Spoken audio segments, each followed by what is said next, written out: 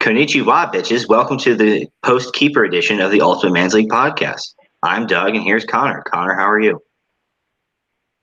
I'm doing fantastic. He's fantastic, folks. You heard it here.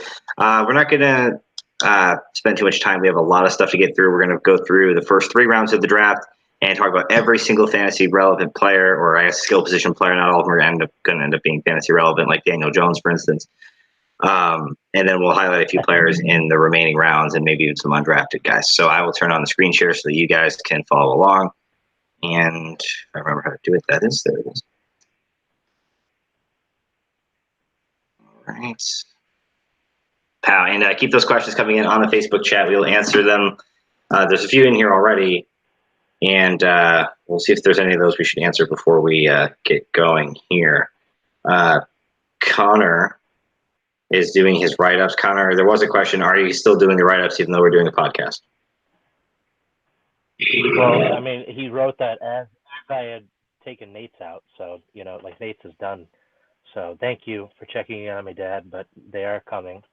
I like to put my my full passion and insight into each individual overview, so I apologize. You got a little bit of a bad connection with Connor, guys, so bear with us. There is a question, Connor, that Tim asks. It says, what round should you draft a quarterback? Do you have a hard and fast answer for this, or is it depends? It depends. There's some rookies that they want to try to grab earlier than they should. And then for some people, there's players like, Fournette and Lindsey that may be better suited for what the roster is going to look like. If the question is when should Tim draft a quarterback, I don't know, maybe at this number 36 pick right here would be a good spot for him. But yeah, really, it depends on what your team needs are. If you need a quarterback 1, you can maybe do it a little sooner. If you need a quarterback 2, you can probably wait a little bit. I think that's pretty much the answer to that question.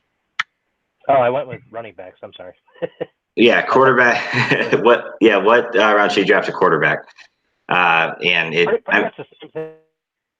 regardless of position, yeah.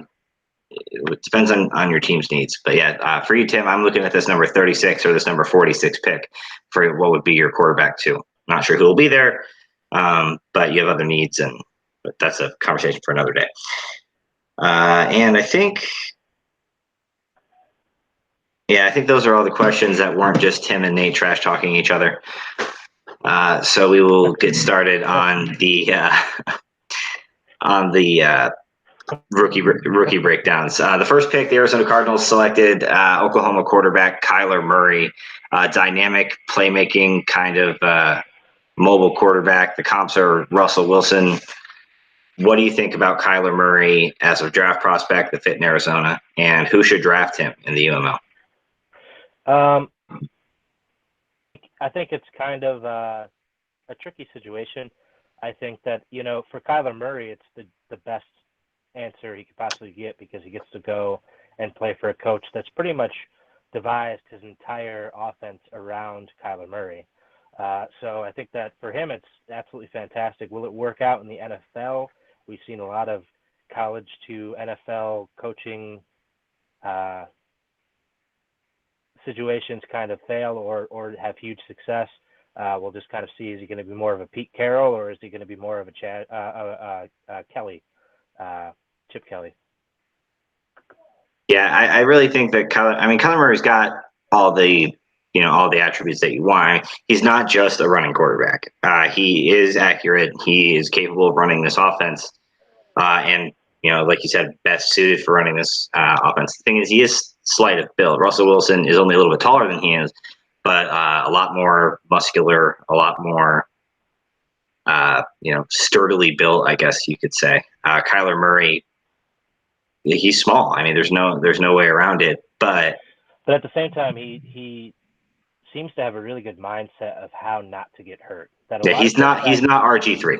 Yeah, it's actually a quality that's pretty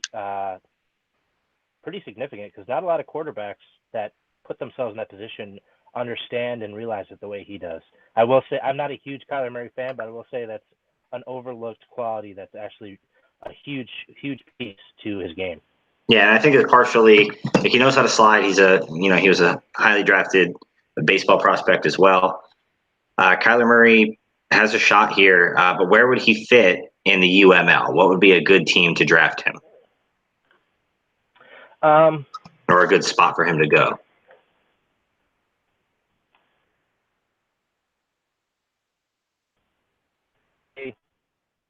Trying to see. Well, I mean, Nate needs a quarterback. If Nate were able to snag him in the 6th round, I don't know that he'll fall that far at 34, but that'd be a dream landing for Nate. I think that would be a huge pickup for him if he were able to get him there. I assume he will maybe go sooner than that just because of the hype and the implications of his fantasy appeal. So maybe, your dad finding that replacement with Cam Newton out part of the year at 22. He definitely needs running back. I mean, he's got a few though. I think that could be justified for him to take 22. I think that was. Yeah, I think I'll say Carlo at number 21 to snipe him. He needs a quarterback. Right. Jameis Winston is a big question mark headed into the season, and I would say that Carlo, number 12 pick, would be a good spot, but he's probably gonna need to spend that on a running back. All right, so moving on to the next fantasy relevant player drafted will be Giants quarterback Daniel Jones. He was the shock of the draft, going number 6 overall. That said, he is a good athlete. 6'5", 220. He's got a shot at being a starting caliber NFL quarterback, but he's behind Eli Manning on the depth chart. What kind of fantasy production do you see from him in year one? In year one, I feel like the pressure may get too hot for New York not to play him, but if it goes according to plan, he won't see the field this year at all, and that's what I would hope for him. I don't think I would like to see him go out this year. If you took away the fact that he went 6 overall, if he were, an early 2nd round pick, maybe even a late 1st rounder, I think people would still have words, but it wouldn't be that big of a deal. We would be saying right now, this is a guy that if he gets a couple of years to expand his game, he has some potentials and he could work out. That said, in terms of any kind of fantasy appeal this season or maybe even next season, I'd have very little of it. Yeah, I agree. He has potential long term, but in 2019, there's almost no path I see to him having fantasy relevance. Landing spot, Nate, right here, number 54 overall. Nate doesn't have a quarterback on his roster. I mean, fantasy is supposed to be fun, right? And having the starting quarterback for your team, that could be a great landing spot right there, number 54 overall for Daniel Jones. So that would be, a decent keeper down the line. But I don't really see him doing anything this year. What do you think about a landing spot for old Daniel Jones out of Duke? Oh, I see that, but maybe pick 14.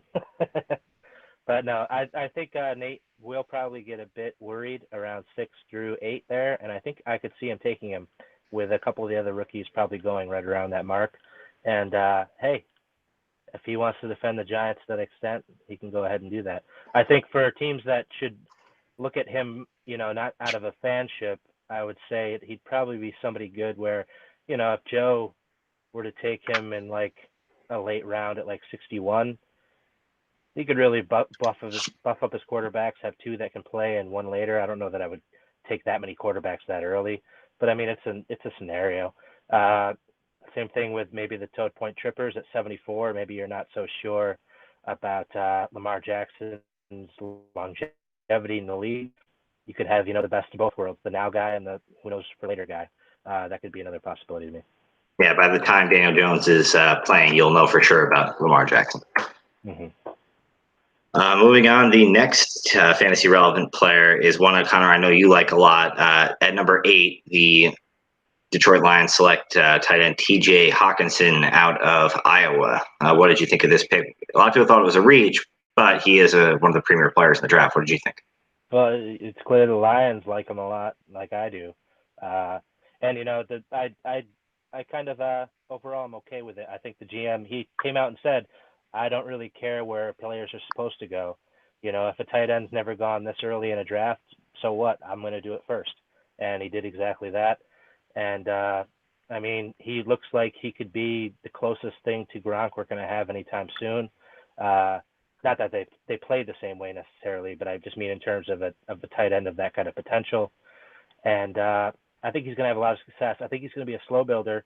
You shouldn't want to draft him early right away, expecting him to be that answer at tight end for you for years to come. You know, if you take him that early, you may have to ensure you get him, just like the Lions had to do. But you're going to have to wait a year or two before he really fully develops, especially with Jesse James there and his blocking ability. They've already come out and said, I think in some reports a couple of days ago, actually, that it's going to be a committee approach to start this upcoming season. Yeah, definitely a long-term play here. There's a quote here on the page from Daniel Jeremiah, who replaced Mike Mayock as their draft analyst over at NFL.com. He says he's not the best player in the draft, but he's my favorite player, and that's from a former NFL scout. The guy can play. It's just a matter of how long it's going to take for him to become a fantasy relevant asset. Where is a good landing spot for Mr. Hawkinson? To me, it picked 96, but I wish that won't actually happen. There's a 0% chance he's going to be there 96. You know, tight end's always hard to read. You know, we could see tight ends going in the round around the 20th pick to, you know, the rest of the draft. I don't know when they're going to start falling off, but I think Pain Train, Alex's team there, at either the 39 or 43, if you wanted to reach a little bit and have George Kittle and Hawkinson, he can kind of 2 Iowa tight ends. He can pretty much demand that he's going to pretty much go out there and say, I'm going to have the best tight ends in this league, so I'm going to go ahead and take that. As well as, I mean, anyone who doesn't have a tight end should probably be looking to grab him. Anyone who does have tight end should be looking to grab him because they know they can wait. So he's pretty much, I think, anywhere from around 5 to 7, any team should probably be looking at him, in my opinion. Yeah, Joe could be a good landing spot as well. Just kind of go, you know, someday we're going to have Goddard and we're going to have Hawkinson and we're going to be done, and just kind of take your licks with it now to kind of go with those 2 young quarterbacks he's got. That could be a good landing spot, as well as the 41 or 49 for the Rampage. Doug Senior's really got nothing at tight end. Jimmy Graham is, you know, a fine tight end too in our league. Having a guy like Hawkinson and then streaming a tight end, I think could be a good option for him as well. So I think you're right. I think you're gonna see him going somewhere in the 40s. Next, a lot of defense in this draft, guys. So the offense doesn't really pick up until the second round. So bear with us here. At 15, Dwayne Haskins gets drafted by the Washington Professional Football Franchise. This was one of the steals of the first round. I thought the Redskins had a really good first round overall. Haskins, though, we talked about this, I think, in the last show. He's not exactly the most high upside quarterback in the in recent drafts. What's your opinion on Dwayne Haskins in 2019 and beyond, and what would be a good fit for him in the UML? Yeah, I like. You have to look at the Redskins and say, wow, that was a great value pick. But is it really the pick and the quarterback that's going to change the future? I don't know. He's very, if he were if we were saying next year's quarterback class, he would probably be, you know, lock level kind of talent and lock kind of draft status. So I don't know that he's necessarily the man of the future, but I think he's a guy that if in your gut you want him, you should probably go for him because I think he will be the Redskins for very 2 years. Yeah, it was 1-year starter at Ohio State. Very accurate. He's got a good arm. Not the most mobile guy in the world, but he's probably better than Case Keenum at this point, and he's going to get a lot of opportunities, and I think that pretty much closes the book on Alex Smith in Washington if that leg injury didn't do it. A landing spot for Mr. Haskins is a little tricky. We'll know more as we get closer to the season about what his role is going to be with the Redskins. Is he going to be the starter? Is he going to be? Are we going to get told one of those stories where he's going to sit for a year and then he's starting by week 4? What do you think about a UML landing spot for Mr. Haskins?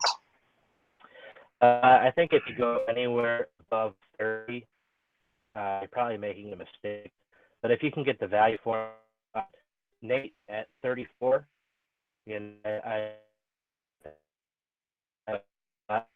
Connor, you mind repeating that? 34, I wouldn't mind seeing him maybe taking a shot at him if he didn't get the right kind of quarterback at 14 or chose to go with running back, which would probably be the correct answer. Maybe you could start to think about the future with him there at 34. If you can think you can wait till 37. Outside of that, Tim's also another good prospect there at 36 or maybe 46 to grab him. Or even, Pat trying to move down and get out of Phillip Rivers at the 3rd round. I wouldn't hate him there at 42 or 40. Sure. Or definitely wouldn't hate it at 51. Yeah, he'll probably go in that range, and we'll see, if somebody looks in preseason. They got an okay offensive line, but they do not have a whole lot of weapons for him to throw to. So the longer he sits on the bench is probably the better for his long-term fantasy prospects. Next on our, almost nobody went.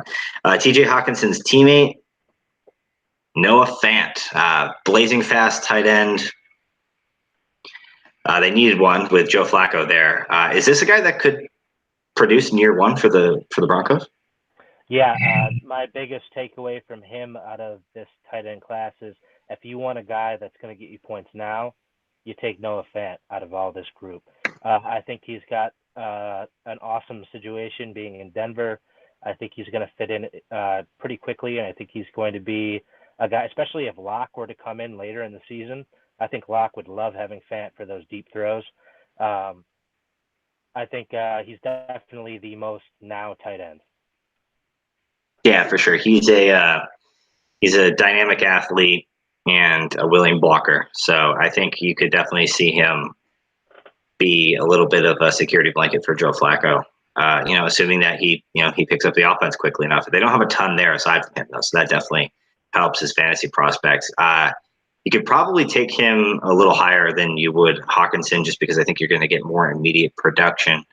How about a landing spot of number 40 or 42 to Pat? That would be a nice addition to Travis Kelce. To grab a quarterback with one and Noah Fant with the other. What do you think about that? Yeah, I think that'd be great. The team that's like screaming out that they want Fant to me is actually right next to Pat Ray there. I think if he either reached at 32 or really held on and hoped nobody would take him until 48, that would be a perfect situation for Ray. I think that would be a really nice fit with him having no tight ends.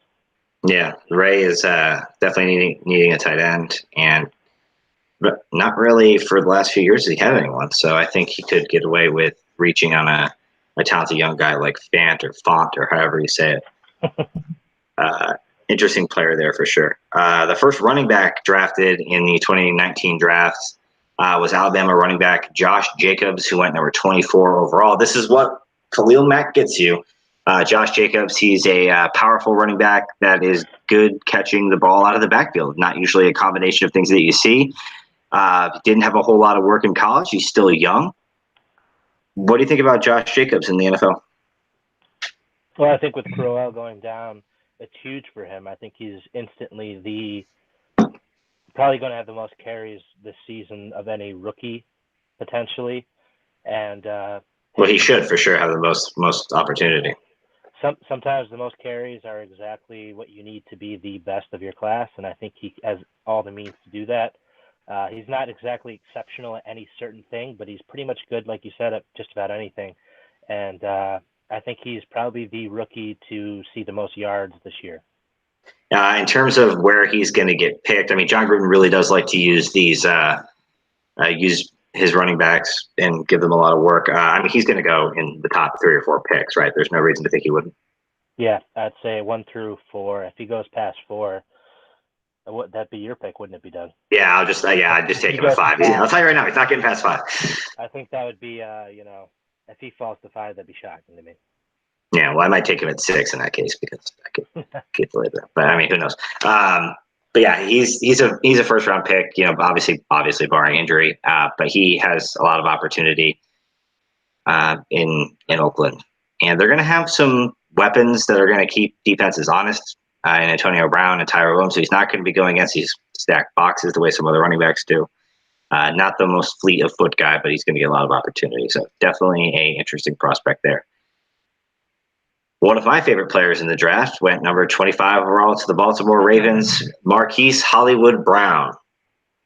The Ravens, and this will be a theme for most of the draft, the Ravens are going speed. This guy he's Deshaun Jackson not reincarnated since Deshaun Jackson's not dead. But he's Deshaun Jackson 2.0. What do you think about Marquise Brown in this offense, though? I'm not sure this is the greatest fit for him as a player. Yeah, he's pretty far from Hollywood. I'll put it that way. But I mean, in terms of the Ravens, wow, what a good pick. Perfect for them. It really, if you're going to make your Lamar Jackson look better, getting Marquise Brown is the way to do it. I don't like him necessarily for fantasy because of his destination, the Ravens. He's definitely not the top wide receiver of this class to me anymore. But I think if anybody can make good of a situation like going to the Ravens, he can. I think he could be a quality pickup as long as people don't read the name and still take him too high. I think he could be a really good value pick later in the draft if people wait. Yeah, I don't know that you're going to get people to wait. And in terms of a landing spot, I think you're probably going to see him come off the board sometime in the third or fourth round, the late teens to the early 20s. How about to the Toy Point Trippers at number 20 overall? Antonio Brown, Emmanuel Sanders, Marvin Jones can hold down the fort while he goes through his growing pains, and he can pair him with his buddy Lamar Jackson. What do you think about that as a fit? Yeah, I think that pretty much says it right there. I think that's probably one of the primo spots for him to go. And it's totally my dad's kind of style. He likes those risky, fast, high fantasy volume kind of players. I mean, he took Lamar Jackson, so it'd just be the next step. Well, if he's on the board at 20, he better take him because he won't be there at 29 for sure. I could see Joe taking him at 27. I could see I guess I could see AJ taking him at 23, but probably not. Alex should maybe take him at 24. I mean, there's a lot of landing spots for him in between 20 and 29, so that I think would be a decent landing spot for Marquise. Okay, Montez Sweat's real name is Shaquan, I just learned. The last one is a receiver that a lot of people liked in this draft. Kind of got a lot of Dez Bryant comparisons settled down to him. A red zone Gronk replacement, N'Keal Harry, Arizona State wide receiver. What do you think about N'Keal Harry landing with the Patriots? They've been pretty bad at drafting wide receivers. Yeah, it's kind of it's totally expected of the Patriots. I mean, to go with N'Keal Harry here, but yeah, you never know with wide receivers with the Patriots and any position really outside of Tom Brady. You never know how it's going to end up for them. I think he has all the means to become a factor for the team.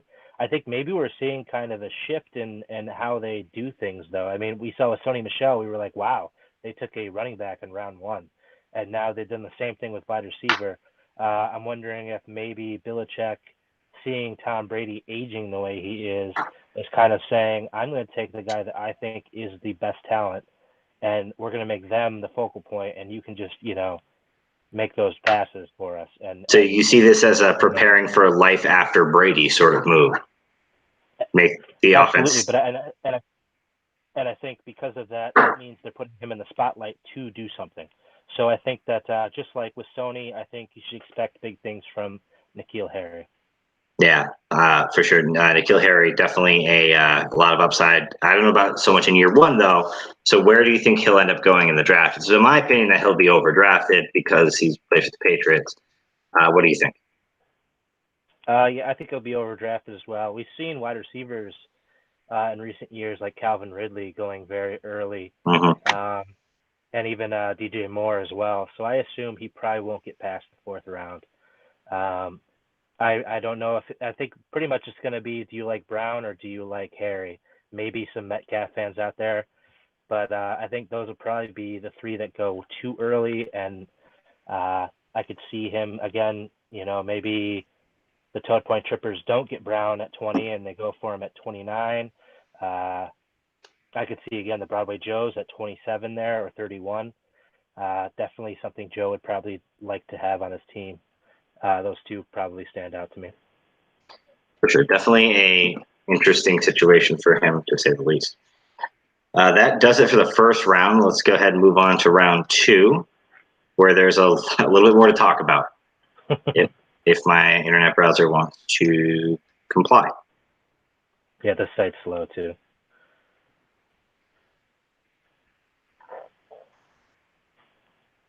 All right. Incidentally, the Byron Murphy pick to the Cardinals at 33 was a good one. Let's see. Still would have liked them to see a lineman there, though. That's true. That offensive line is rough. At number 30, what's this, 36, the San Francisco 49ers draft South Carolina wide receiver, running back, kick returner guy, Deebo Samuel. What are your thoughts on the landing spot for Deebo Samuel and his prospects in year 1 and beyond? Well, more from just like a gut feeling. To me, Deebo, outside of who I didn't know his name was Tyshawn again, but Deebo is somebody that I was surprised that they took him there and that early. And honestly, with some of their later wide receiver picks and what they already have on their team, I don't really love it. And I kind of, when you said that was the first pick of the second round for fantasy wise, I was kind of like, wow, I forgot that they took him that high. And I don't know if he's going to find the spot on the team necessarily. I think they're going to have to because they took him in the second round, at 4. But I don't know that I love him that much. I think it'll be, he could slip a little bit. And, if you're seeing a guy like me not like him and you love him, you can say, maybe I can wait a little bit on this guy. Yeah, I mean, he's a great explosive player. That's not the issue. But, who else is a great explosive player is Dante Pettis. So I don't. And Hurd, who they had also drafted and are raving about that he could play tight end and wide receiver and running back, all positions. Yeah, well, let's settle down with that. Well, I believe that, but that's what they believe. I think he'll have basically, the question is, are they going to use both this guy and Dante Pettis on the field at the same time? Maybe. I don't know. I mean, maybe they just thought he was the best player on the board. I can believe that. I'm not sure it was the best landing spot. But he is good. He is good enough to make us both look really stupid right now. So. Yeah. And I really feel like San Francisco, after they got Jimmy G, knowing that he was Belichick's, next protege, I feel like they really are kind of taking it upon themselves to kind of act like the Patriots.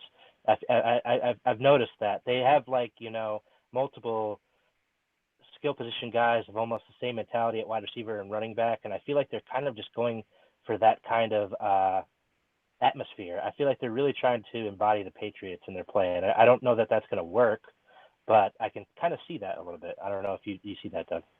Yeah, I mean, we saw at the running back. We talked about that last time with the Tevin Coleman fit among the other guys. Deebo Samuel's just such a. I wish he went somewhere else. Yeah. Where do you think he would be a good place for him to go in the UML? I could see maybe if Pat, the college football guru, at 40 or 42 were a big fan of his. I could see him going maybe there if he's big on that. I know he loves snagging those high upside rookie wide receivers. He always takes pride in that. I could see him maybe trying to go for something there with that. Other than that, maybe your dad wants to double down at that 41, 49, or not double down, but quadruple down after he already has the wide receiver kind of set and with Calvin Ridley there. But maybe he wants to continue to get younger with Jeffrey and Funchess only getting older. Those are some landing spots. I wouldn't hate Steve taking him at 50 if he were to fall that late. I don't know if he will, but that would be a kind of nice pickup. And with Devontae Parker, you need somebody other than Juju to do something. Yeah, Devontae Parker's not actually on his team. I meant to take him off. Well, then there you go. Take him at that pick instead. There you go. So beyond that, yeah, I think Deebo Samuel could be a good player, but it's going to be a while. Apparently, Drew Lock's name is Paul, which I'm just now learning. Drew Lock, pick 42 to the Broncos. I love the fit in the NFL wise. I don't know what it's going to mean for fantasy. Yeah, I think he's a good. If you can get him really late, around 14 on, that would be kind of ideal. I think he's a guy that if he can develop out of all the developmental guys, he's probably the one I like the most. And with Joe Flacco there, I don't see why, unfortunately for the Denver Broncos, I don't see why they can't play Flacco for another 2 years and then throw him out. I mean, they've been trying to do that with other guys. It's been more of the guys failing to, not be complete pieces of shit and getting cut from the team to eventually become a quarterback of the future for the Denver Broncos. Hopefully he's the right guy for that finally. Yeah, it's a dark day when the best quarterback you've drafted is, I don't know what, Trevor Siemian. So, yeah, in terms of a landing spot, it's kind of tricky. I don't hate somebody like, I don't know, like maybe Ray taking him with this 92 overall pick, or yeah, I don't know. Someone should take him late in case something happens to Flacco and he flashes and they decide to make him the starter next year. But when you start getting that late, it just teams. Carlo could use him, I guess. Doug Senior. I wouldn't mind you, Doug, reaching for him at 78 there with Andy Dalton kind of on his way out. You could have Mahomes and Locke for the future. I wouldn't hate that. Yeah, so you get a few Mahomes versus Locke matchups every year too. So yeah. So yeah, we won't spend too much time on the backup quarterback for the Broncos. I think we might have already done that, but the Vikings at number 50 overall grabbed the heir apparent to Rudolph the Red Zone Reindeer with Alabama tight end Irv Smith.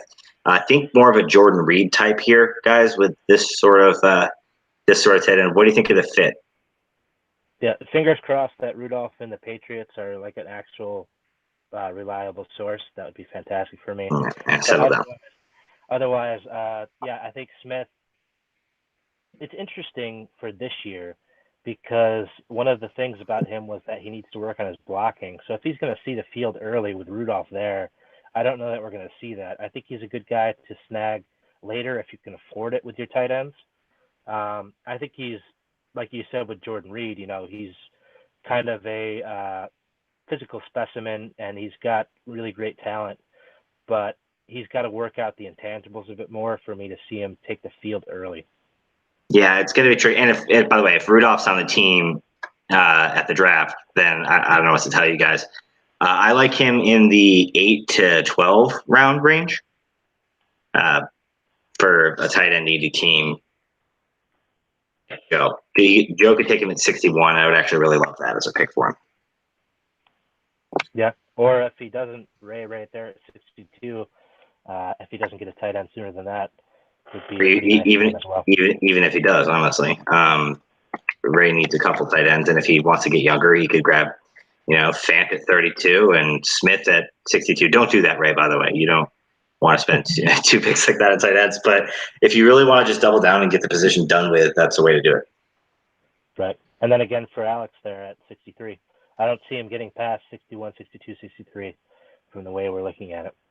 Yeah, I think that's a good spot for him to go that late in the draft. The very next pick, actually one of my least favorite picks of the second round, 51 overall. The Titans drafted A.J. Brown, and what a terrible landing place, in my opinion. What a shame. He's going to be. This guy is a 100 catch type guy, in my opinion, and he's in one of the most vanilla offenses in the NFL. What are your opinions? Yeah, what you said with Hollywood Brown being your favorite, I think A.J. Brown might have been mine. I think he was probably one of the few of this class, honestly. I get that it's changing, and that's probably why, but he's one of the few of the class that has that traditional wide receiver one feeling to him. I understand it's going to a lot more speed guys, and that's probably going to be a negative for him in his future. But I think that for right now, having a true traditional wide receiver one is still a great thing. So I think he, on a right team, he could have really been, a superstar. And now, as long as he's on the Titans and as long as Mariota's throwing them the ball, I don't love it. And not for nothing, the Titans kind of have a lot of guys to throw to now. It's Corey Davis, who they're very invested in, which this probably, by the way, if Corey Davis doesn't really explode this year, he's probably going to start to be looking his way out the door. They paid big money to Adam Humphries. They still have Delaney Walker there. I think they are still intent on playing Jonnu Smith, and then they really want to run the ball a lot. So I was really bummed when this pick happened, just because I think it's going to be wasted talent. Where would be a spot for him to go in the UML and hopefully not be wasted? I feel like a team like mine, if I really wanted to reach at round 12, I think that would be the kind of guy to add with the wide receivers I have. I probably will not do that just because I don't want to spend a 12th round pick on him, but it's a possibility. I think he'd probably be good for people that have more stability at wide receiver and can take the gamble at his talent, less so than, say, who has no wide receivers. Less so than, say, Payne Train. I wouldn't have him draft somebody like that. I think he's kind of a take it because you love him kind of guy. And hope Mariota's not the quarterback. Yeah, and if it's anywhere from 12 to the end of the draft, think about it. Bean Bruisers, Bugby's team, he has Mariota on his team already. Maybe go at that 66 spot. Or, he's a guy that I feel like could easily fall very late. I don't know that he will just because of his name, but if you could get him in the 15th, 16th round, I don't know that would ever be a possibility, but I think that would be definitely the time to say, wow, this is actually a really great value at this point. Yeah, honestly, I would rather have Ryan Tannehill be the quarterback than Marcus Mariota. Yep. If I'm drafting AJ Brown. Damn shame. Also, how do you feel about Marcus Mariota, Connor? Bengals took Drew Sample in the second round, 52nd overall. He's a blocking tight end. I caught an interview with him on the radio. He says he's really wanting to work on his hands a little bit, but he's a blocking tight end, and I personally don't think he's going to be more than a touchdown vulture tight end 2 for us in our league. What do you think? Yeah, the Bengals, I think, have just been loading up on similar tight end styles, and I feel like he's just going to be another guy in the rotation. Out of the blocking tight ends, I think I like him more than the other ones, but again, for fantasy, that doesn't really mean much. But I think if any of the blocking style tight ends from this group go on to become anything more than that and can actually get, some quality yards for a season, I think it's him. But again, with so many tight ends there in Cincinnati, I could see not drafting him in this draft as a possibility. Yeah, he's a good player, but in real life, not. Yeah. I mean, if you want to throw a 17th, 18th round pick at him, be my guest. But yeah, their head coach there, Zach Taylor, is from the Sean McVay, Kyle Shanahan school. So they could have some sort of use, but if Tyler Eifert's anything, he's nothing in the passing game. So, I look at with Uzama there too. Yeah, Rampage at 102, 109, maybe, I guess. Or Ray. He doesn't have an 18th. Well, he kept the Vikings D, so no. Maybe if the long bushes forget to draft anybody but Travis Kelce, grab him there. Yeah, it's a draft and cut, and like you see, I think you put it well, Connor. It's a player that is a better real life player than fantasy. Let's see here. The Eagles took Penn State running back Miles Sanders. What did you think about this pick? I think it's one of the few situations for a running back to feel good about. I think he definitely got one of the sweet spots out of the possibilities, especially with where we see some people go. I like his game. I thought he wasn't really my favorite guy in terms of like, wow, look at the way he just ran on that play. But I feel like he does everything very well. Not just good, but I think he does it a bit better than good. I think he's one of the few backs of this draft class that can sustain more than just being a third down back or, a trick play guy. I feel like he's a guy that could take a hold of the backfield. And I think that him being with Howard will definitely take away from his full potential if he were to say be the guy that ended up going to Oakland. But I think I like that he does have Howard there because I don't know that he could take the full pressure of being the every down back just yet. I think he's still got a lot of youth in the way he plays. He still has a lot of mindset of Barkley is better than me that he needs to shake off because he played behind Barkley in college. And I think that it's actually one of the best situations he could have fallen into.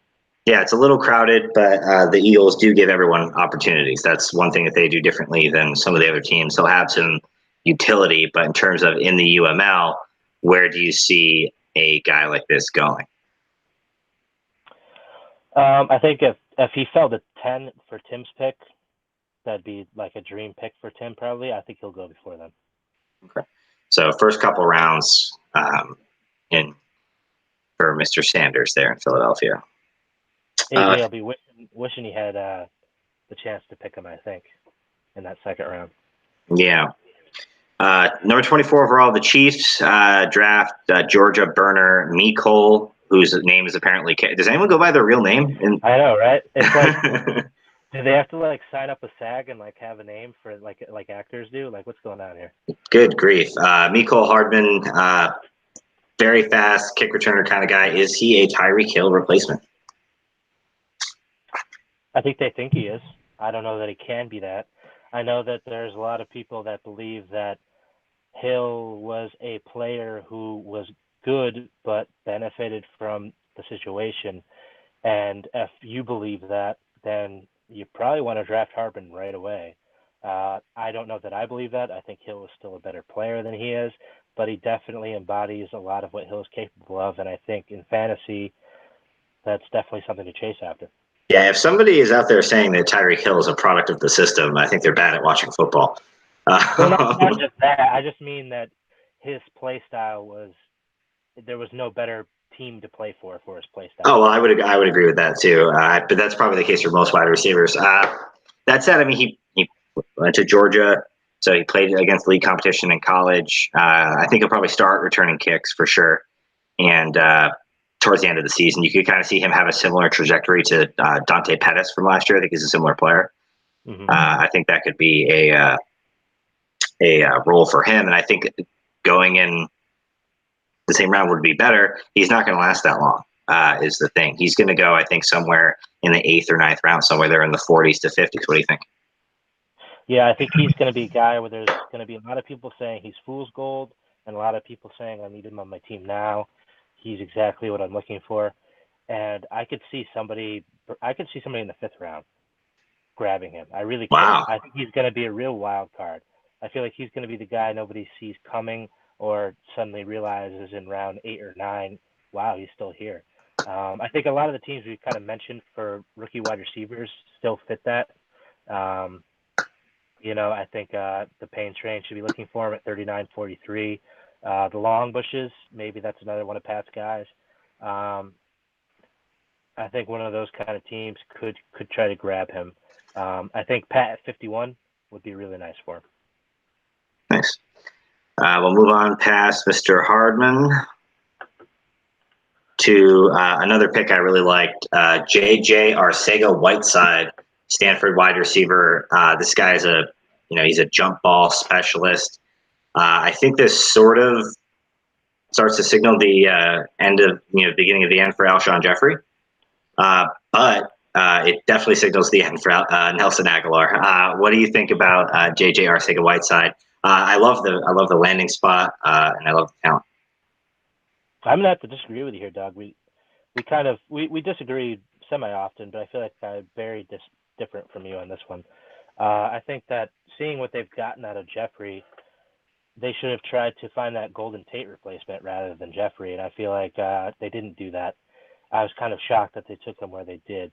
And in terms of his fantasy value, yeah, he's going to be the Jeffrey replacement, but Jeffrey's still playing.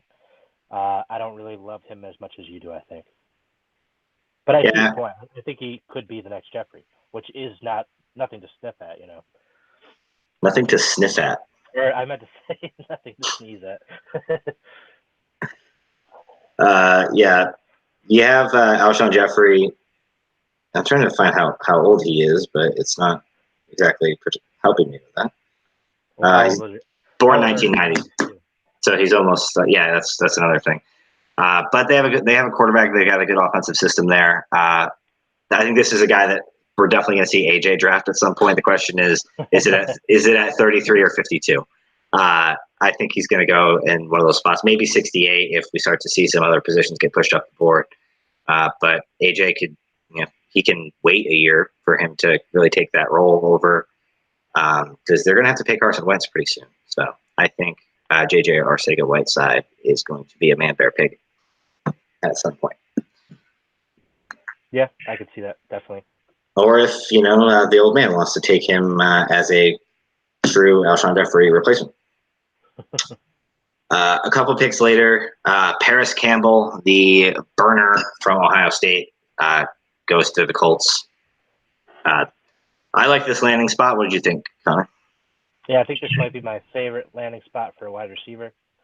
I think just the hype around Colts camp, I think that they're in for, if with Andrew Luck finally healthy. A couple of years ago, you remember they drafted a bunch of wide receivers. That was back when they had who was it? Like Dorsett and Another burner. who plays in Jacksonville now? That you Dante Moncrief. Yeah, I feel like when they had those guys, they were ready to have the impact of what I think Paris Campbell's bringing now with Andrew Luck actually there. And I feel like this time around, we're going to see some really big things. Hilton, Campbell, and then with Funchess, I feel like that's a really awesome three. And I think Don't forget Ebron either.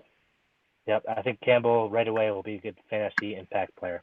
Yeah, I think he'll be hot and cold for you for fantasy just because there are a bunch of other weapons there. But he'll get you a 60-yard touchdown every so often, and he'll help out in the return game as well.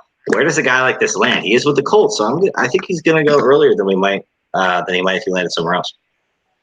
Yeah. I wouldn't hate you, Doug. Well, no, you kind of have I don't think you would take him at 30, and then 58 might be a little too late.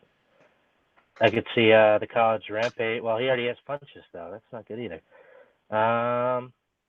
Long bushes again. Paris Campbell, I think, might be right up past. Pat is going to get every player in the draft. He's getting every rookie wide receiver. I'm going to get one of them right by saying he's taking everyone. Pain Train absolutely should grab him. 39, 43, 53, 56, one of those four picks, depending on how rookie wide receivers start to go in the draft. I think he'd be an absolutely great pick for him, especially with the immediate impact compared to some of the other guys we talked about that may be a little slower. I think that would be an awesome pick for him. Yeah, great pick for the future and a wide receiver he can use, which he needs. I also like him going 47 to Bugby. I think that would be a great landing spot as well. Especially if Doug Baldwin isn't playing again in his career, unfortunately. Sad story there for sure. Number, what's this? I guess 62 overall. UMass wide receiver Andy Isabella. This guy can flat out fly. And don't listen to people that can start comparing him to Wes Welker and Julian Edelman just because he's white. He's not that. He is a burner. He actually is not a very good route runner. But it's a receiver type that they didn't have and still don't in Arizona. What do you think about Andy Isabella in that Cliff Kingsbury air raid offense? I would have liked to have seen him go to a more established franchise to kind of utilize him in a better way. But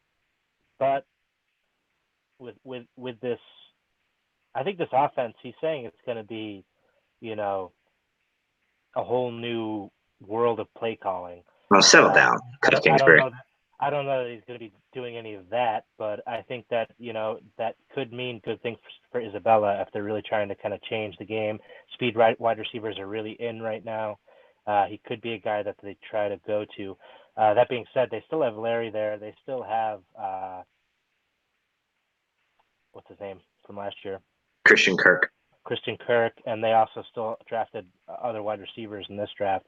So I don't really know that he's going to see the field enough to really have an impact, but I think he'd be a really good late round flyer. He could have some really high upside, but I also see him with an extremely low ceiling or floor. Yeah, He could be Philip Dorsett. He could be Deshaun Jackson. I think this is probably a guy you're waiting on in the draft until like the mid-teens. What do you think? Yeah, absolutely. Yeah, I think.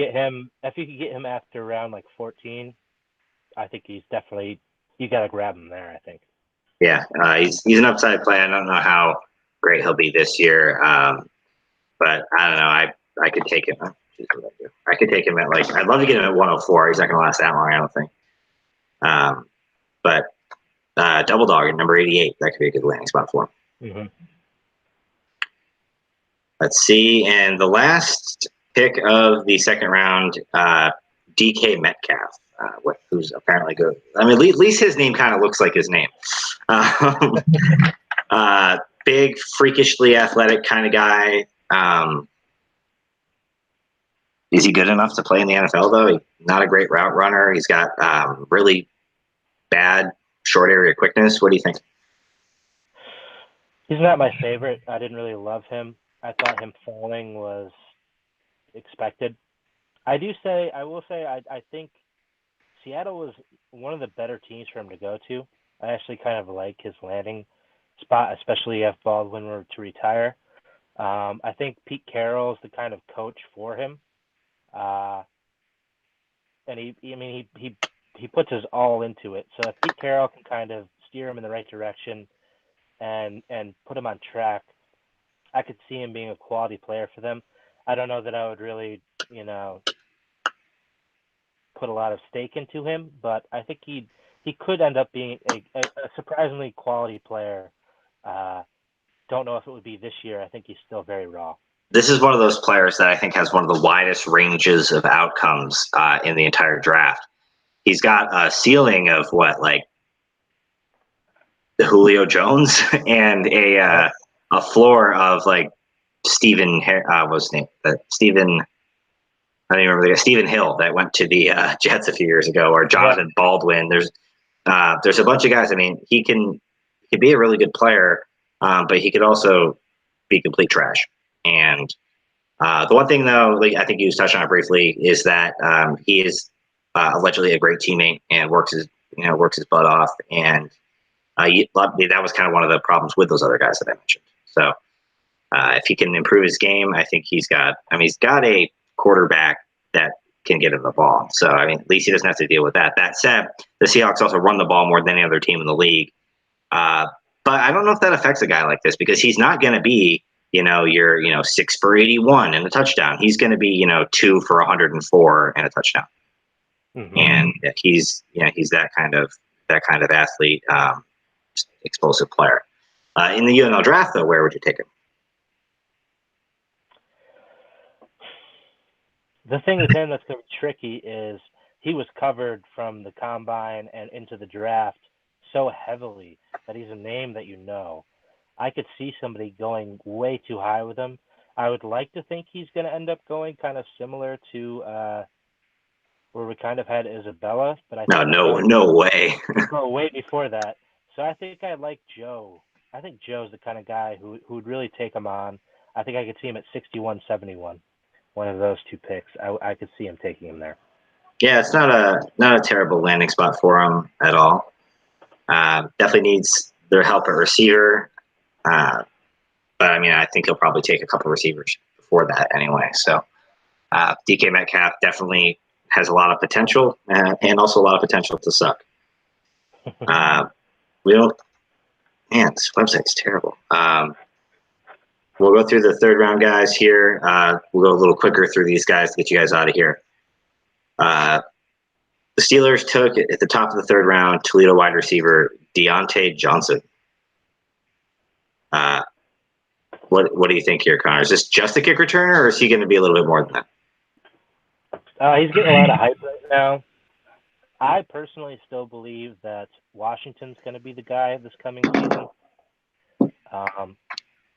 But I have heard reports that, they're really looking at the film and saying, wow, maybe the Steelers really did see something here. I personally, from seeing how Pittsburgh operates, they pretty much go in complete order. Brown kind of threw that off a little bit. He overstayed his welcome longer than a lot of their wide receivers usually do. So the 1-2 method is a little bit skewed, but I feel like it's still going to be that traditional sense. I think Washington will step up. Deontay Johnson is a guy to stash, though, because eventually, Juju decides he wants to go, or if Washington decides he doesn't want to be second fiddle like Sanders did a couple of years ago when he went to Denver, definitely have him on the plate. I think he's going to eventually be maybe something. Late round guy, kind of similar to where Steve took Juju a couple years ago. Yeah, exactly like that. Yeah, end of the draft. I don't think he's Juju, but yeah, you got to trust the Steelers to make wide receiver picks. They've been very good at it over the years. And in the short term, he'll help out in the kick return game. Absolutely. So the best player in the draft, according to Kyle Shanahan, is Jalen Hurd, Baylor wide receiver. He's a great athlete, and he can do a lot of stuff. But can he do as much stuff as Shanahan seems to think? I didn't hear you at the end. He's a great athlete. He can do a lot out there, but can he do as much as Shanahan and the 49ers seem to believe? I don't think so. And also, they're talking about he could play tight end. It's like, well, you have Kittle, so. It's not on this team. He can't. I don't know. Me personally, I feel like I'm just staying away from San Francisco right now until it kind of sorts itself out. So if you can get a late round pick on Jalen Hurd, you could be right out of 5 different options. But yeah. You're going to see more and more of that as we go along here, guys. Too. You're going to see a lot more. You're going to see a lot more of late round dart is going to be where these guys are going to go. San Jose State tight end Josh Oliver goes to the Jaguars. Do you care? Actually, I feel like he wanted me to say no, but I actually was looking at his tape compared to some of the other tight ends. I actually like his game a lot more than a few of the other tight ends that go in this round and even before this. I think that he's a guy that is not going to play for you anytime soon, but I think in 3 to 4 years, assuming they don't replace him or get a veteran, he could end up being a quality player. I liked his game. I like the way he ran routes, and he blocks, obviously. Are you drafting him in the UML draft at all? Maybe a 16th through 18th flyer. Okay. Darrell Henderson goes to the Rams. Fast guy, and they say the NFL comparison is Philip Lindsay. Is this a good backup to Todd Gurley? Absolutely. I guess that we also said that about John Kelly last year, so they seemed very quick to replace him. I think he's a very good backup, though. He's one of my favorites. I know I made loud noises at the draft when I saw him go to the Rams.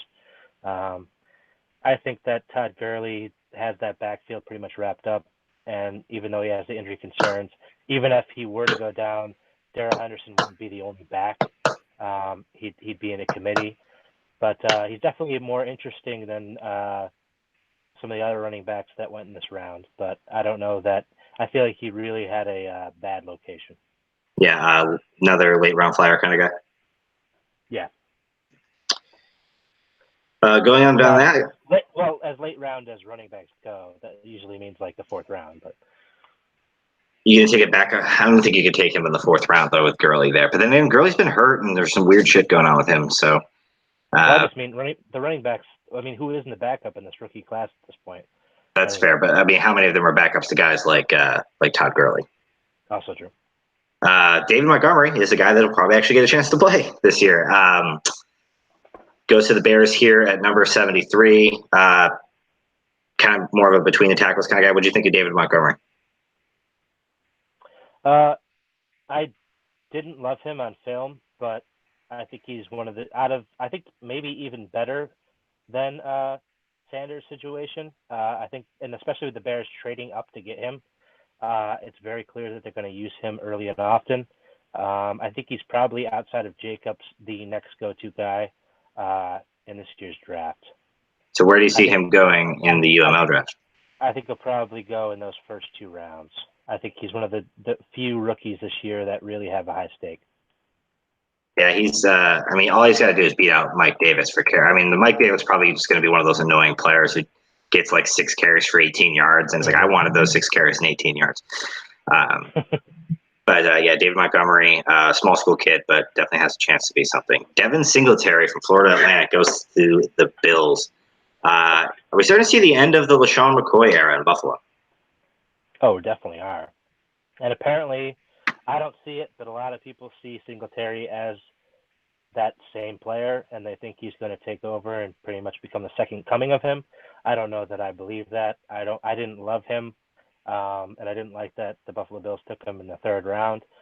But I think that they're very excited about him, and I think he will get his due. Not maybe this season, but I think he will get his due in 2020, and maybe a running back of the future. Yeah, it's a lot of running backs in Buffalo right now, so it'll be interesting to see who the odd man out is. Mm-hmm. Where do you think he goes in the draft? When's Ray pick? Ray has his first draft pick at 8th and then doesn't pick again until 32. So, Ray, if you want him, that's your pick at number 8. Oh, he might have to. 30. If he got him at 32, I wouldn't blame him.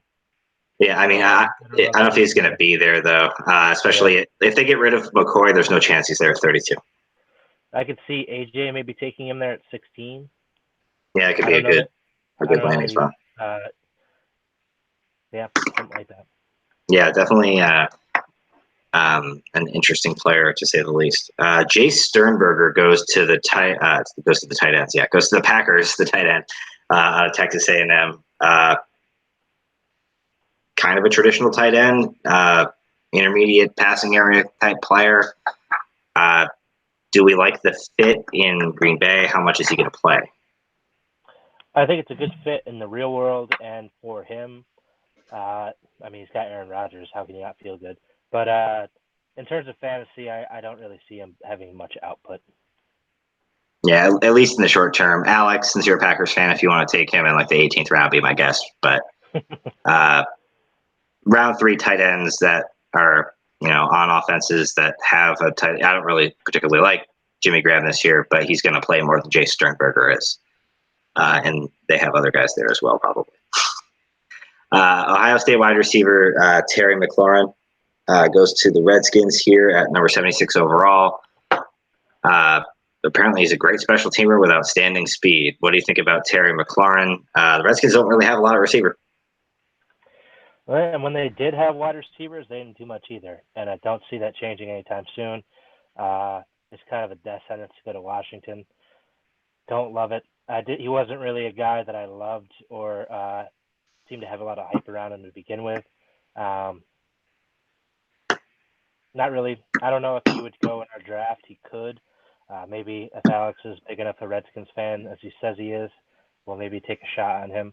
I don't really see him as anything that special, though. Yeah, dart throw at best. Beyond that, Kahale Warring, San Diego State tight end for the Houston Texans here. He's got a shot because they don't have a whole lot at the position there in Houston. Oh, yeah. When I said that other guy from San Diego was the one, this is the one I meant. Okay. This is the guy that I really liked on tape. And with Houston, I mean, I don't know if you saw, but I can't remember the guy's name. Ryan Griffin, I think his name is, that was the starting tight end. He apparently got arrested as he was watching the draft for throwing a temper tantrum in his hotel room and damaging property. And I think it was probably because he saw this guy go in the draft. And I think that he's got a really good shot. They've always wanted an athletic, cool kind of tight end to be a mainstay for them, and they really never have had that. He might be it.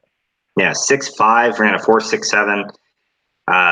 Just a great athlete, and they don't really have somebody like this on their team now. Sorry, Ryan Griffin, and don't kick my ass, I guess. This guy's got a shot, a little raw, but I think he could be a really interesting, like, last pick of the draft for a team. You don't need to be reaching out the kid. He's going to be that guy that people play on the waiver wire for a couple of years. Yeah, and then someone will make him their number 2 tight end and wonder why he's not the best tight end in the league. Damian Harris, running back from Alabama, was actually the starting running back over Josh Jacobs in college, goes to the Patriots. He's a great pass blocker. Like he's just this is such an annoying pick. What do you think?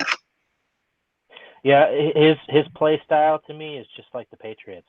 He's boring, unexciting, but gets the job done. And I feel like they pretty much drafted what their persona is. I think he's perfect for Belichick to not have somebody to have to scream at for fumbling or making dumb mistakes. He just kind of is decent at everything. He's a kind of a thorn in the side to Sony. I'm kind of confused that they took him a little bit, but again, they always have to have 5 backs on the roster that all play, so it's expected. Yeah, R.I.P. Rex Burkhead. I think Yeah, is yeah, the yeah, this guy such a Patriots pick. I think you maybe look at him. I don't know what, like the 8th to 10th round area, a little later than that. What do you think? yeah. I think he probably should go there. I don't know if people will want to take him there, but I think he should go. I could see your dad maybe at 41, 49 if he were to fall that late. I don't see. I don't with running backs. I feel like they could go so fast. Yeah, we keep saying, yeah, this guy's going to be here. Yeah, no, he's going to go in like the top 10. Sorry. Yeah. Oh man, but yeah, he could go anywhere from like 20 to 50. I really don't. Yeah. I don't really know what to make of where he's going to go. But ugh, just ugh. All right, thanks, Patriots. Miles Boykin, the big receiver out of Notre Dame, goes to the Ravens here. What do you think of this one? Another fantastic decision by the Ravens and another bad situation for that wide receiver. Um, I think that Lamar will have a harder time throwing to him than Hollywood Brown. Um, I kind of feel like he kind of gets in Mark Andrews' way a little bit, Mm-hmm. but I think he'll be there and he'll probably end up with like 4 touchdowns this season or something like that. But I don't know that he'd have more than like I could see him also having like 200 yards to go with that. Yeah, late round dart. Yeah. Yeah, a lot of options for Lamar Jackson to throw to there though, and he's got a Yeah, shot. they definitely set. I mean, they didn't pick anything on defense, which is kind of concerning, but they definitely, their offense is definitely tweaked up for something to happen. Yeah, the Bills took tight end Dawson Knox here with the compensatory pick. What did you think of the landing spot? Tyler Croft is there in Buffalo. Does he have a shot? Um, I think he's definitely one of the more exciting tight ends. Um, I think he won't be anything for a couple seasons, but if Tyler Croft kind of makes his exit after they outrageously paid him way too much money, I think that I think he could find that end up being maybe a long time starter for them. I could see that happening. Yeah, one of those guys that maybe like Scott Chandler used to be. That's not really all that exciting, but he's a starting tight end, so he's relevant in our league. Yeah. Uh, Quarterback that a lot of people really liked, West Virginia quarterback Will Grier goes to the Panthers to back up Cam Newton, which is a great fit for the Panthers since they needed a backup. What did you think about the fit for Grier, and what does it mean for his fantasy value? Yeah, it was great for the Panthers, but honestly, I wasn't even thinking about Cam Newton's health when they made the pick. I saw that they had the pick right before the Patriots, and I was like, nice, because I feel like Will Grier was somebody that the Patriots loved. So, but then I realized how smart it was for them actually for their actual team, and I think that the only way I see him being drafted in this year's draft, outside of a like 18th round flyer, is maybe your dad tries to grab him, maybe in the 16th or 17th, just to make sure he gets him. Um, I could see that being a possibility. But honestly, I don't know that he'd really need to do that anyway. But that's the only way I see him getting drafted. I think he's definitely uh, almost on the level of Jones in terms of a development quarterback that could end up being something decent in the league in a couple of years. Yeah, but with Cam there, Cam's not exactly old, so I don't know. He's going to Yeah. have a lot of fantasy usefulness right now. But he is a guy that in a couple of years, once his contract's up, maybe the Panthers want to trade him for something, or maybe he becomes a Jimmy Garoppolo type free agent quarterback if Cam misses a few games with injury, which he has been doing the last few years. So. Mm-hmm. And then the Vikings take Alexander Madison from Boise State here at the end of the third round. What did you think of this pick? Is this Dalvin Cook insurance? Absolutely. I think, and if you look at his size, he's a lot like Murray. maybe not exactly in the play style, but in terms of the height and the way he runs. I think I see a lot of Murray in him. I think they literally just wanted Murray to be back on their team, and they said, "Hey, this guy's really close to that kind of form, so let's grab him." I think he's definitely Dalvin Cook insurance, and if Dalvin were to go down, he could be something. Yeah. Late round dart for the Dalvin Cook owner, or is he just going undrafted, or is he going to get pushed up the draft because he's the rookie running back in the third round? He's definitely going to go in the draft for somebody. I think Nate would be smart to grab him, but I wouldn't blame somebody else grabbing him and hoping for the outcome. I mean, how many seasons has Dalvin Cook played healthy? 0. Dalvin Cook has been in the league 2 years, and he's played in 17 games. So that's definitely a concern. And we saw Nate last year do what a lot of people would have called a reach on Latavius Murray to make sure he got him as backup, and he was damn glad he did. So you could. That's another good reason to grab a quality guy like that. He went in the third round. They clearly like him. Mm-hmm. So some other teams are going to like him too for them to have took him in the third round. So there's just like with Murray, there's going to be a future where he could be traded or let go and sign somewhere else, and you can really reap the benefits of that too. Yeah, for sure. All right, Connor, tell us about Hakeem Butler. The dude is massive. Cardinals really kind of grabbed a little bit of every kind of wide receiver there is.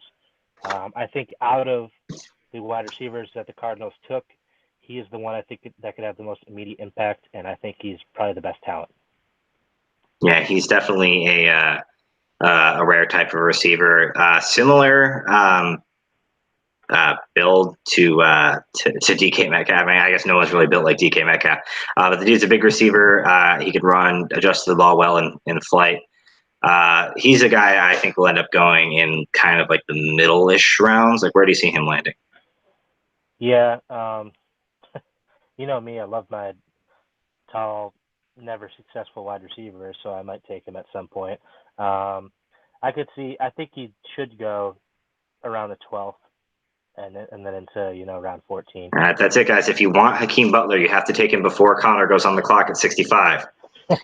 That's the move there. Alex, I really need more Cardinal players. It worked out so well for me last year. Alex at 63 is a good spot for him, I'd say. Mm-hmm. Ryan Finley, North Carolina State quarterback, went to the Bengals here at the start of the fourth round. He's basically Andy Dalton. Yeah. I mean, he could beat out Jeff Driscoll for the backup, but this year, the thing is, if Dalton implodes, they've got a new coach there. You could really see him wanting to go with his guy. You could see Dalton losing his job as soon as midway through this season. I don't know that will happen. I think Dalton probably plays another 2 years.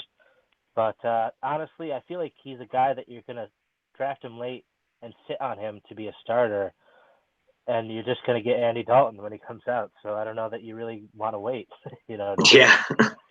Another late round guy if you're a quarterback needy team. Let's see here. Punter, Mitch Wishnowsky is a really high pick. Jonathan Bryce Love goes to the Redskins. Darius Guice 2.0. They're taking another running back who's not going to play the 2019 season. What do you do with Bryce Love, Connor? Well, yeah, I feel like the Redskins thought feel like they drafted him as if it was last year. I don't know why, especially in the fourth round. I think they could have waited. I think they literally just want 3 backs that at least one of them will be healthy for every 4 games of the season. I feel like that's their mentality right now. I love his game when he was healthy before he had the really bad injury, but I don't know that I want him. I wouldn't draft him. Somebody will draft him, and I can see the upside. I mean, the guy, if he had gone to the draft a year ago, could have been a pretty high pick. Yep. The potential is still there, but he's just so crowded. He plays for the Redskins, which isn't a good offense. I think Love will go to whoever loves him the most, and I think he will be drafted too early. Yeah, I could see him going. Like he probably should go in like the 13 to 15 range, or even later, and he might go as high as like the ninth round. Absolutely. Yeah. Speaking of guys who are going to get drafted high, you have speedy Oklahoma State running back Justice Hill goes to the Ravens here. Really good running mate for Gus Edwards and Mark Ingram here. Does something a little bit different than those guys do. Fastest running back in the draft class. What did you think about Justice Hill landing in Baltimore? The Ravens did it again. Another great selection. I think if you were to pair him up with Ingram, as much as Ingram would hate to have somebody say something about another two running back committee, but I think he fits really nicely with that. I feel like Lamar Jackson could really benefit from having him to dump off passes to. He's a good pass catching back, and he's very quick and small. I think it could be really. I think it's a situation where he could have gone to a better team and probably had his stock hurt more because they wouldn't use him the way the Ravens will. So I think he was one of the few running backs that got a situation where he could have success. Where do you see him going in the UML draft? Round 3 or 4. Yeah, I see. Maybe even 2. If it's all running backs in the first round. Yeah, if the running back pool starts to get depleted, we could see him go towards the end of the second round. How about Joe at number 17? That'd be a great pick for him, especially with Tariq Cohen as somebody who he's kind of been regarded similar to. So I think that he could really kind of change his running back system to be, I don't want, the Todd Gurley's anymore. I want more of the speed pass catching backs like my dad did a couple of years ago and had a lot of success with.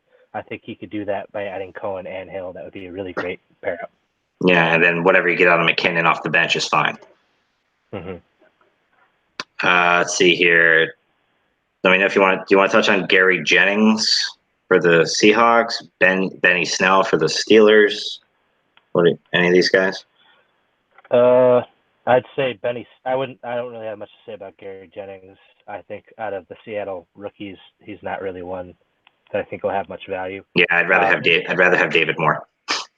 I think Benny Snell is interesting just because we still don't really know how good Connor is, and he might kind of be the control group to kind of show how the experiment's going with Connor. And I feel like he could potentially be a touchdown vulture or even get a big chunk of carries if Connor isn't up to snuff. Yeah, and with Jalen Samuels there, I just hope it doesn't end up being a committee. Pick I wanted to touch on, it says Calvin Ridley, but I think they mean Riley Ridley. Calvin Ridley's younger brother. I really hope his name's not Caven. And his brother's name. Maybe these names aren't right. We thought that they were the actual names. Maybe they're just making shit up. Maybe not the best athlete in the draft, but maybe the best route runner in the draft. This is the type of receiver that the Bears needed. He's a possession chain mover kind of guy. What did you think of Riley Ridley landing in? I'm not crazy with the landing spot because I don't know about Trubisky, but I like value for the pick. Yeah, I like the pick for the team, but they already had so many mouths to feed. The list is just getting longer.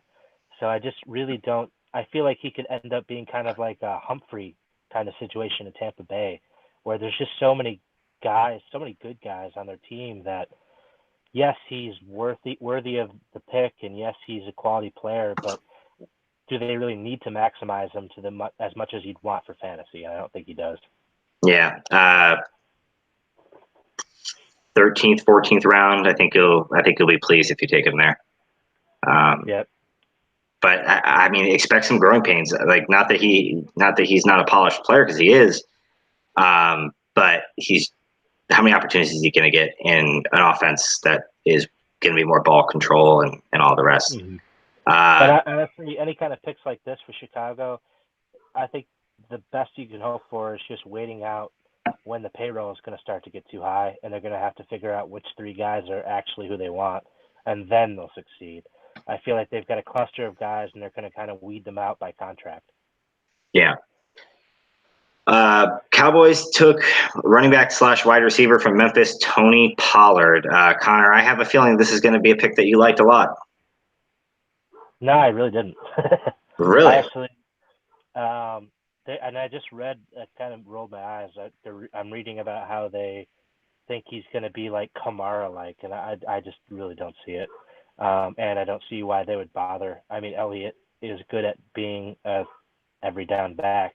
I mean, I like that they're going to use a pass catching back. I think that helps Dak, but I just see with the style of play that Ezekiel Elliott has and the fact that he's gotten so good at pass catching, just play special teams and know your role. That's how I feel about Tony Pollard. Well, I more meant I think you really like the prospect more so than the fit. The guy is a great kick returner. He's a great pass catcher. Played wide receiver and running back at Memphis. Basically, I mean, this puts Tavon Austin's roster spot in jeopardy there in Dallas. Tony Pollard is, he's a better Rod Smith. Rod Smith sucked. They finally got somebody better. No, Rod Smith was more of a fullback than anything else. Tony Pollard is a good athlete compared to Rod Smith. When's Tim going to draft him? Round 3. Really? That? I get round 9, round 11, 12. 46, 55, 64, somewhere in there. And that's depending on how fast the running backs go. Yeah, I don't hate that either. I mean, like you said, he is going to be, for fantasy implications, he checks off all the boxes that are good for fantasy. Yeah, a lot of it's going to depend on what Kellen Moore's offense looks like. Mm-hmm.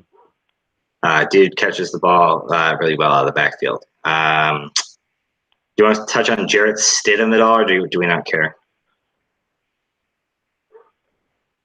I don't. He's the Patriot backup. Draft him in the 18th round and hope he can be the next Jimmy G. Outside of that, no. I really don't like him very much at all as a player, rather. Anybody you want to touch on? I'll stop going through rounds. Anybody you want to touch on at the running back position? If the site is nice to me and goes fast, I can see. Hold on. Dexter Williams, Rodney Harrison, Rockwell Armstead. Rockwell Armstead, I think I didn't like him from the play I saw, but I like his situation if Fournette decides to be a thug and just acts like a moron. Another interesting thing is Rodney Anderson and Travion Williams were both kind of middle of the road, decent backs. Rodney Anderson better than that, but injury prone. Yep. The injury might change how he plays. But I think those two guys are very interesting. I think it shows that they really don't want to have Mixon be an every down back. I think once Gio retires, one of these two guys is going to profit. Not that they're really necessarily pass catching backs, but they're good backs. Outside of that, I don't know that there's really any standout guys in terms of situation for this year. There's definitely other guys, but I don't want to give you all the goods. Oh, jeez. At the wide receiver position, anyone else we want to touch on?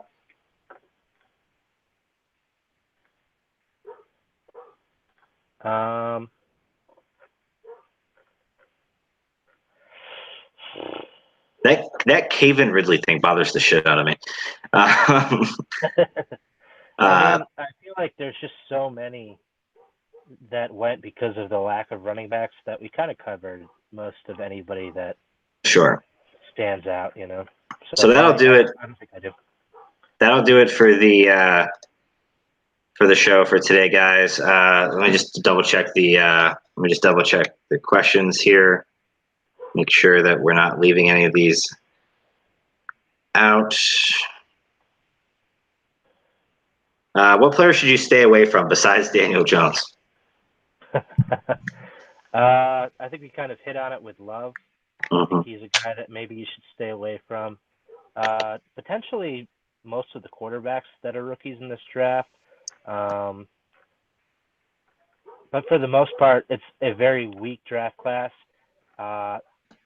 In a way, kind of don't worry about who you're staying away from, and really get gung ho and make that kind of ball move for the player that you like. I think that's going to be the key to success in this year's draft. Take the guy you want when you want him, and I feel like the people that do that will have better success than worrying about should I take somebody like this here. For sure. Well, guys, that's going to do it for the show. We will go ahead and see you next time. Be sure to post your questions in the chat. And until next time, konnichiwa, bitches.